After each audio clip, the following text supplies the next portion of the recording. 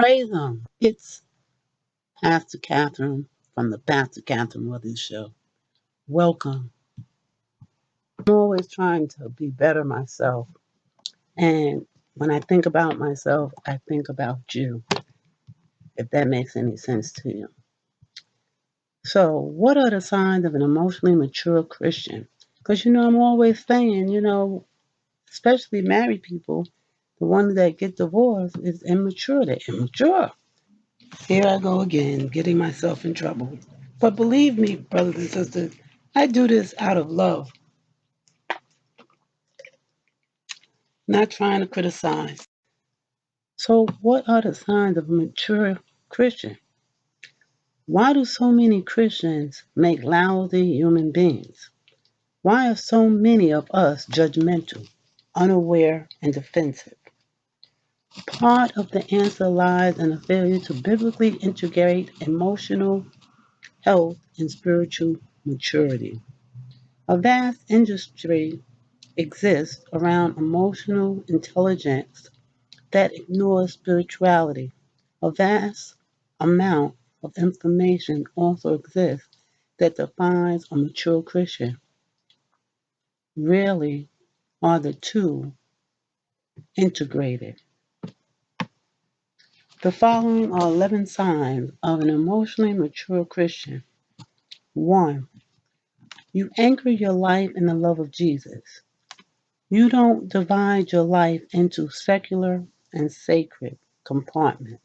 Instead, you rather enjoy communion with Him in all areas of your life: work, recreation, church, and parenting. Towards that end, you regularly practice spiritual discipline. Example would be meditation on scripture, silence, solitude, community, confession, worship. To position yourself to practice His presence all throughout the day. You break the power of the past. Number 2, I'll repeat it. You break the power of the past. You can identify how issues from your family of origin, example, character flaws, way of coping with pain, impact your current relationships and decisions. As a result, you are reflective and open to feedback from trustworthy sources in order to minimize the negative impact of your past and live freely in the new family of Jesus. Number 3, you listen to your anger, sadness, and fear. You take necessary time to experience and process these difficult emotions. Thus, you are able to express anger, hurt, and sadness in ways that lead to growth in others and yourself. 4, you slow down for Sabbath. You regularly set aside a 24-hour period in which you stop your work and practice Sabbath, setting a healthy limit around your paid and unpaid work. This rhythm of stopping, resting, delighting, contemplating God informs the structure of your week. Contemplating God informs the structure of your week. 5, you recognize your brokenness and vulnerability. People experience you as approachable, gentle, open, and transparent. This is evident by the way you receive criticism without becoming defensive. You easily admit when you're wrong and freely talk about your weaknesses, failures, and mistakes.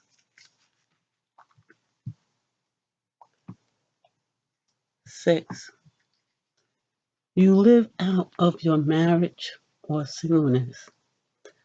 You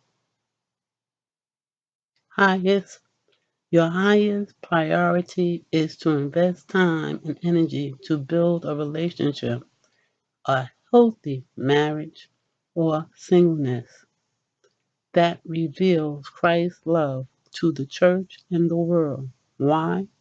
You know the quality and integrity of your marriage or singleness is the most important gospel message you preach. It is a sign and wonder that points people to Christ. 7. You receive limits as a gift. You have a realistic sense of your emotional, relational, physical, and spiritual capacity. As a result, you regularly say no to requests, opportunities, rather than risk overextending yourself.